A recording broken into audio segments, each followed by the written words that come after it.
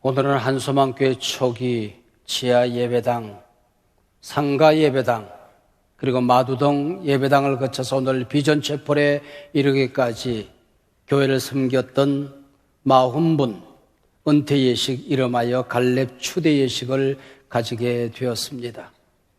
인간적으로 제게는 형님 같고 누님 같은 귀한 분들, 함께 울고 웃었던, 함께 땀 흘리고 기뻐했던 귀한 분들을 갈렙 사역자로 추대하는 예식을 가지면서 우리 하나님께 나이 들어감과 친해지기, 에이징 프렌들리, 나이 들어감과 친해지기라는 제목으로 하나님의 말씀을 증거하고자 합니다. 이 버릇처럼 내가 90까지는 살아야지 늘 말씀하시던 할아버지가 80이 넘어섰습니다. 병원을 찾아가 의사 선생님과 상담을 합니다. 내 나이 80을 이제 넘겼는데 어떻게 하면 90까지 잘 살 수 있을까요? 의사 선생님이 몇 가지 질문을 했습니다. 약주는 한 잔씩 하십니까? 아이고, 건강 지켜야지요. 골프나 산악 자전거나 테니스 같은 운동을 하십니까? 그 위험한 운동 다 끊었습니다. 운전을 하십니까? 요즘 시니어들 운전 안 하는 게 좋다고 그래서 운전 안 합니다. 돼지고기, 소고기, 고기는 잘 드십니까? 그 몸에 안 좋다고 그래서 그 먹지 않습니다. 의사 선생님이 말씀했습니다. 아무것도 안 하고 무슨 재미로 90까지 사시려고 그렇게 염려를 하십니까? 하더라는 것입니다. 요즘 젊은 사람들은 내일 잘 먹자고 오늘 라떼를 절제하지는 않지요. 그러나 오늘 우리 세대의 사람들은 가난하게 살았기 때문에 어떻게 하든지 간에 내일을 위해서 오늘을 절제하려고 애를 씁니다. 그래서인지 현대판 불로초로 일컬어지는 엔티에이징 산업들이 많이 발달했습니다. 늙지 않는 엔티에이징 운동, 엔티에이징 음식, 엔티에이징 의학, 엔티에이징 화장품에 이르기까지 폭이나 많이 발달해 있는 것 같습니다. 어떻게 하든지 잘 살다가 잘 죽어야지 하는 생각을 하게 되는 것이죠. 저도 지공세대가 됐습니다. 지하철 공짜로 타는 세대 말이에요. 이름하여 시니어라고 이름합니다. 제가 살아왔던 지난 여정 돌이켜보면 농번기를 지나면서 어린 아이가 풀 메고 밭 가꾸고 그러고 살았지요. 농업사회 속에서 태어나 살았습니다. 지금은 4차 산업혁명 시대를 우리가 함께 살아갑니다. 서구사회에서 수백 년 동안 1차, 2차, 3차, 4차 산업시대를 거쳐왔는데 우리 세대가 아주 집약적으로 1차, 2차, 3차, 4차까지 지금 우리가 산업혁명 시대를 살아가고 있는 것입니다. 굶어 죽을지도 모르겠다 생각이 들어서 기아를 걱정하던 어린 시절, 지금은 어떻게 하든지 적게 먹어야지 다이어트를 걱정하면서 살아갑니다. 세계에서 가장 가난한 나라에서 태어나 가장 잘 사는 나라에서 지금 살고 있습니다. 교회도 아주 약하디 약한 교회에서 신앙생활했는데 지금은 세계 선교 중심 무대에 쓰임받는 한국교회를 보면서 살아갑니다. 군사 독재 시절, 청소년 시절, 청년 시절을 보냈습니다. 민주화 과정 속에 데모 대열에 돌을 던져보기도 하고 감옥에 끌려가 보기도 했습니다. 경제 성장을 두 눈으로 똑똑히 보았습니다. 분단된 고통 속에서 태어나 고통 속에서 살아왔습니다. 어쩌면은 내가 하나님 앞에 서기 전에 저 북녘 땅 문호정 예배당을 수축하고 복음 전하는 통일한국, 평화한국을 볼 수도 있겠다는 기대감에 잔뜩 부풀어 있습니다. 이분들은 한국계 부흥의 중심에서 부흥을 이끌어왔던 부흥 세대들입니다. 한국교회의 경제발전의 주역들이시요. 우리가 만들었던 이 대한민국 사회를, 한국교회를 이제 다음 세대 사람들에게, 우리 후진들에게 물려줄 준비를 하고 있는 것입니다. 이분들은 하나님 나라의 소중한 자산들입니다. 한국 교회 안에서 교회에 대한 가장 긍정적인 생각을 가지신 분들이 이 어르신들입니다. 종교와 신앙에 대해서 열린 마음을 가지신 분들입니다. 목회자에 대해서도 대단히 긍정적인 존경심을 가진 세대가 바로 이 세대들입니다. 저보다도 나이가 한 살이라도 적은 분들을 우리는 뉴 시니어라 그렇게 이름합니다. 우리 한국 사회에서는 이 사람들이 베이비 부머라고 하는 이름을 가지고 살아갑니다. 6.25가 끝난 다음에 안정되고 갑자기 자녀들이 많이 태어났습니다. 그래서 55년생부터 64년생까지를 베이비 부머 세대라 그러지요. 우리나라에서 가장 많은 사람들이 여기에 집약되어 있습니다. 700만이 좀 더 됩니다. 그래서 이 사람들이 은퇴에 지금 직면해 있지 않습니까? 이분들이 은퇴하고 그리고 또 교회에서도 은퇴하고 이런 나이가 들어서게 되면은 우리 한국 사회가 65세 이상 인구가 14%가 되어서 고령 사회입니다. 근데 이분들이 이제 65세가 다 넘어서게 되면 우리나라가 초고령 사회가 되는 것입니다. 20%가 넘어서게 되는 것이죠. 근데 한국 교회는 이미 시골에 가면은 초고령 사회가 훌쩍 넘어섰습니다. 20%가 뭐예요? 30%, 40%, 어떤 교회는 60, 70%가 바로 시니어들로 꽉 차 있는 것이죠. 그래서 목회도 어떻게 하면 고령 친화적인 목회를 우리가 만들어 갈 것인가? 부흥 세대들이 이제 모든 것을 내려놓는 것이 아니고 다시 한국의 부흥을 책임지는 이분들이 선교 역사의 주역이 되게 하는 목회는 불가능한가 하는 생각을 하게 되는 것입니다. 금년에 어떤 단체가 가을에 세미나를 하는데 그 세미나 주제를 보니까 시니어 엠파워링 그렇게 되어 있더라고요. 시니어들이요, 힘을 내라. 그대들이 일어서야 된다. 그대들이 한국교회 이렇게 해야 된다. 바로 이런 주제로 세미나 하는 걸 보았습니다. 시니어 엠파워링입니다. 에릭 에릭슨이라고 하는 심리학자가 있습니다. 사람들은 각 단계마다 그 발달 과제가 있다고 하는 것입니다.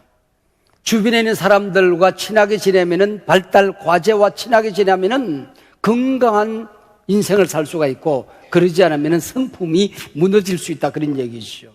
어린아이가 태어나서 1년, 2년 동안은 신뢰감이 만들어지는 그 기간 동안입니다. 누구랑 친해져야 되느냐? 엄마랑 친해져야 되는 것이죠.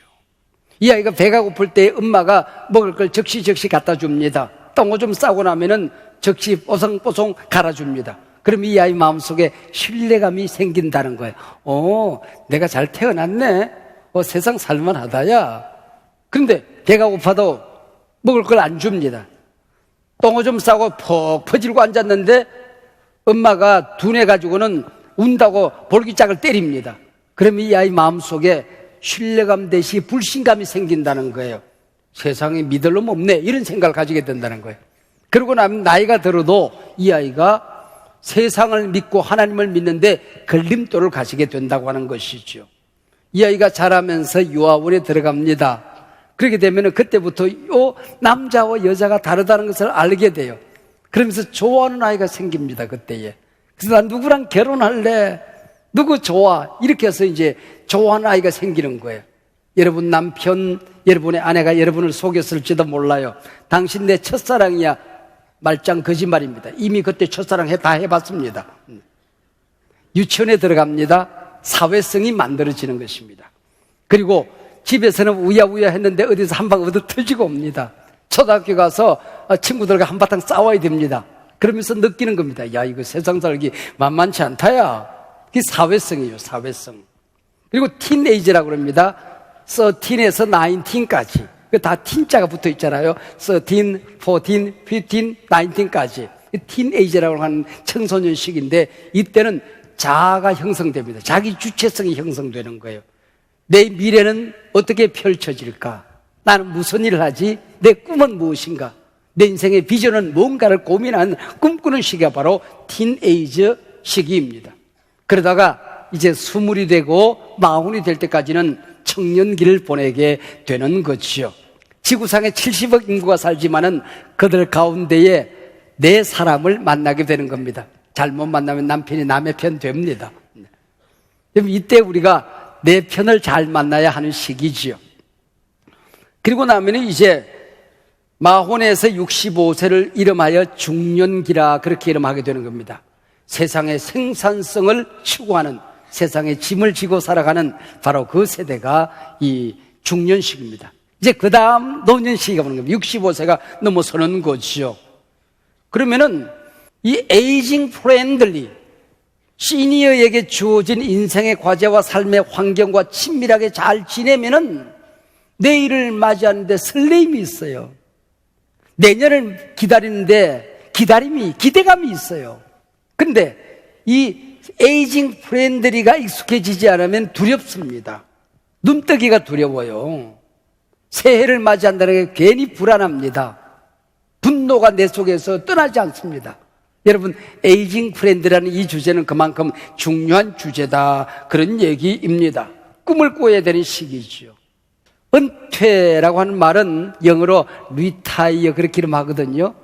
이 은퇴라는 말, retire라고 하는 말은 타이어를 바꿔 끼웠다, 그런 뜻입니다. 지금까지 세상을 향하여 뽀얀 먼지 이렇게 하면서 붕붕 달렸던 사람들이 새로운 타이어로 바꿔 끼우는 겁니다. 내 인생의 소중한 과제가 뭐지?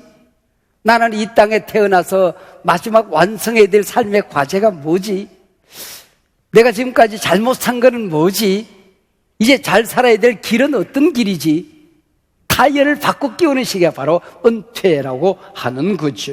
대단히 소중한 꿈꾸는 시기 아닙니까? 그래서 아비들은 꿈을 꾸리라, 꿈꾸는 시기가 있어요. 21세기를 노년을 재발견한 세기다, 그렇게 이름하게 되는 것이죠. 노인은 인생을 끝나는 시기가 아니라 노인은 인생을 완성하는 시기라고 하는 것입니다. 물어익는 시기라고 하는 것이죠. 성숙해지는 시기라고 하는 뜻을 가지고 있는 것입니다.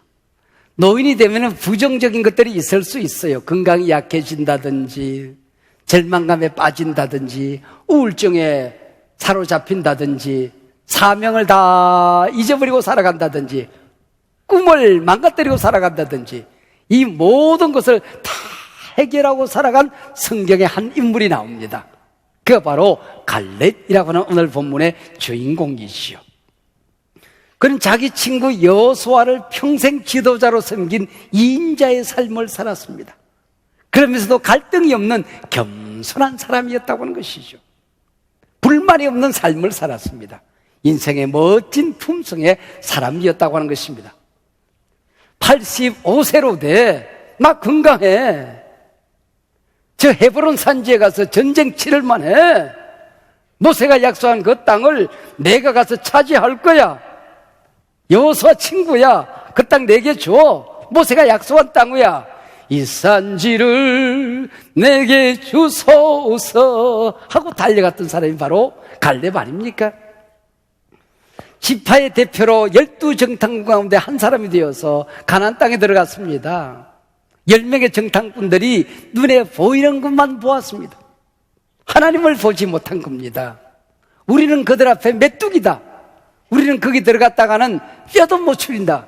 그때 갈렙이 뭐라고 그럽니까? 하나님이 우리와 함께 계시면 능히 우리가 그 땅을 취하리라. 저들은 우리의 밥이다.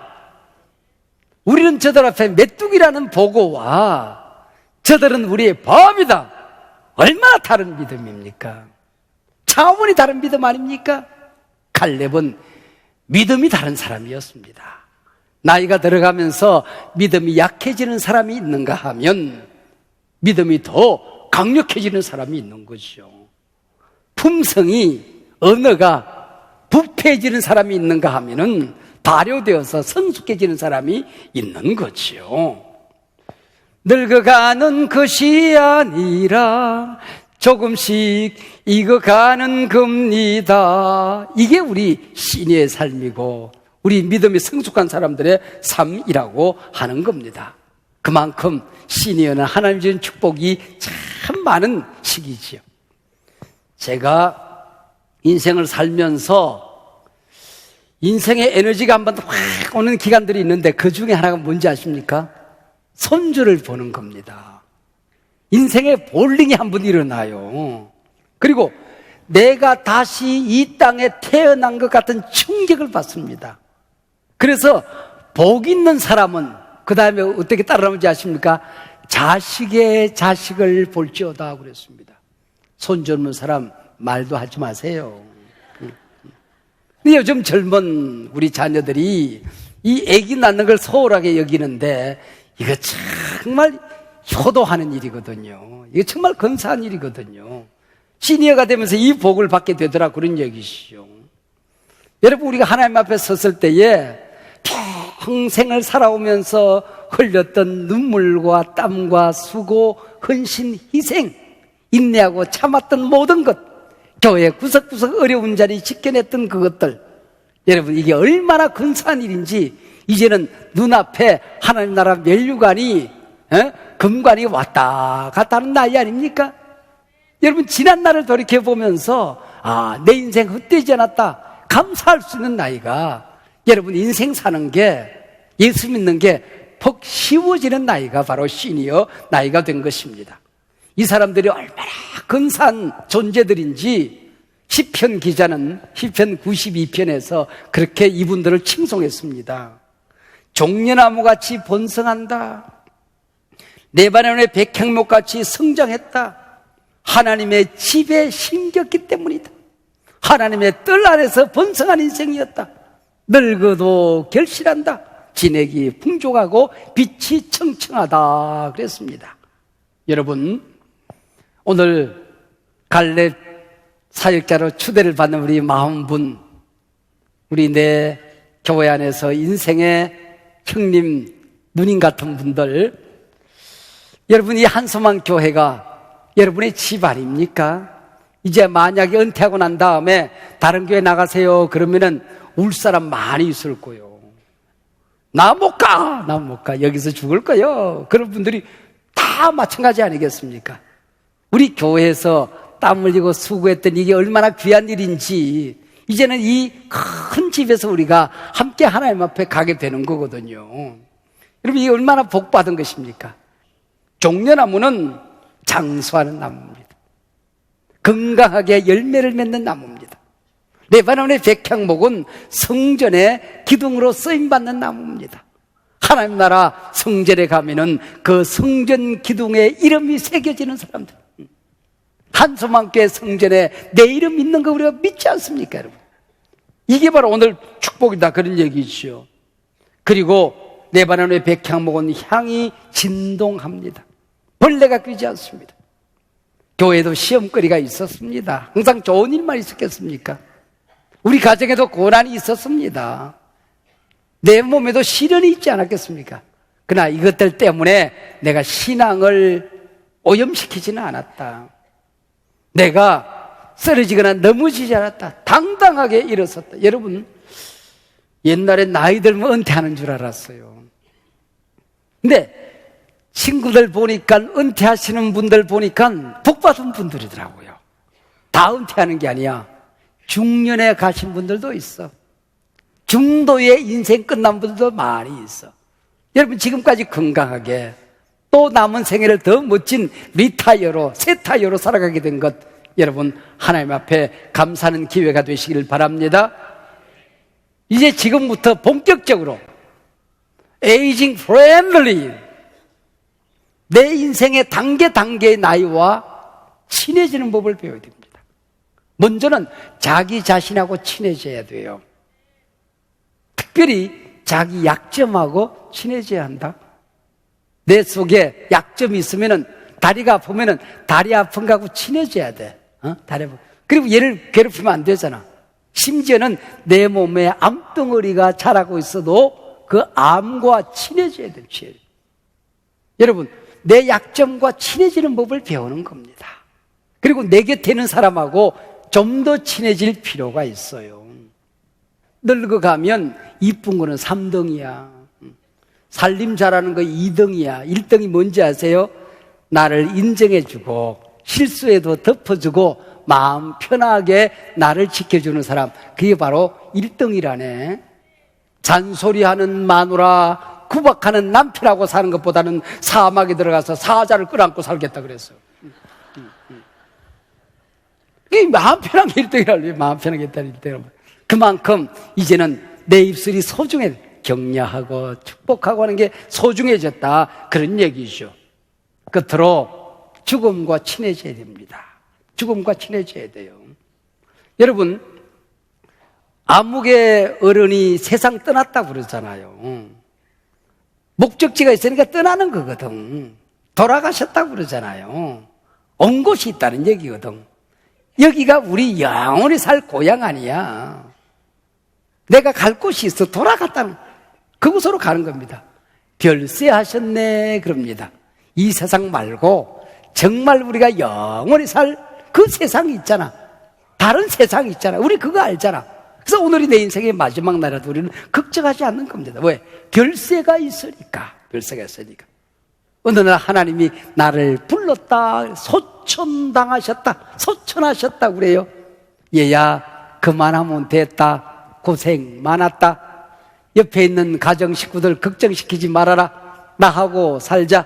신부가 남편을 위하여 단장한 것처럼 거기는 이별도 없고 질병도 없고 죽음도 없고 고통도 없는 내 곁으로 오너라. 그러면 하나님 앞에 가서 하나님 진작 부르시지 그랬을 거예요. 여러분. 그만큼 이제 죽음과 친밀해져야 됩니다. 귀천이란 시를 아시죠? 나 하늘로 돌아가리라. 아름다운 이 세상 소풍 끝내는 날 가서 아름다웠다고 말하리라. 가서 한섬함께 아름답다고 좀 얘기 좀 해주세요. 네. 그게 이제 우리가 하나님 앞에 가서 아름다웠다고 말하리라. 그 준비를 하는 게 우리 시니어들인 거죠. 사도 바울이 나는 사명 다 감당했다. 그리고 신앙의 위인들은 손에 힘은 빠졌지만은 축복의 권세가 있어서 내가 살던 이 땅을, 이 나라를, 후진들을, 내 자녀, 내 손주들을 축복을 남긴 거. 이 시니어들이 남긴 축복은 하나님이 책임을 집니다. 이 얼마나 귀한 일이에요. 여러분, 이것보다 더 귀한 사역은 없는 것입니다. 우리 시니어들이 가지게 되는 권세의 최고의 권세는 축복권을 가지고 살아가는 것이다, 그런 얘기죠. 우리 예수님은 짤막한 인생을 사셨지만은 다 이루었다 그랬습니다. 우리가 이 땅에 태어난 목적을 이루고 살아가는 것이죠. 여러분, 오늘이 내 인생의 마지막 날이라고 한다면은 여러분의 후진들이 여러분의 비문을 뭐라고 새길 것 같습니까? 나는 우리 교인들이 잘못 새길 것 같아서 제가 미리 비문을 만들어 놨습니다. 한국 땅에 하나님의 자녀로 태어나 한국과 한국교회를 그토록 사랑하던 한 사람 유영모, 한민족 한국교회에 남겨진 기도 제목 품에 안고 또 기도하러 하나님 곁으로 가다. 여러분 걱정하지 마세요. 제가 끝까지 장례까지 잘 책임질게요. 제가 먼저 가면 이 비문 남겨주시고 여러분이 먼저 가면 여러분과 함께 살아왔던 지난날 추억하면서 울면서 여러분 상에 뒤따라 가겠습니다. 그게 인생이에요, 인생. 얼마나 기대됩니까? 천국 가서 목사님하고 우리 만날 거잖아요. 응? 내 그때 가서는 목사가 없어. 그러니까 내가 그때 가서 형님 그럴게요. 누나 그러고 내가 안길 테니까 우리 거기서도 여기서도 행복한 하루하루가 되기를 주의 이름으로 축복합니다.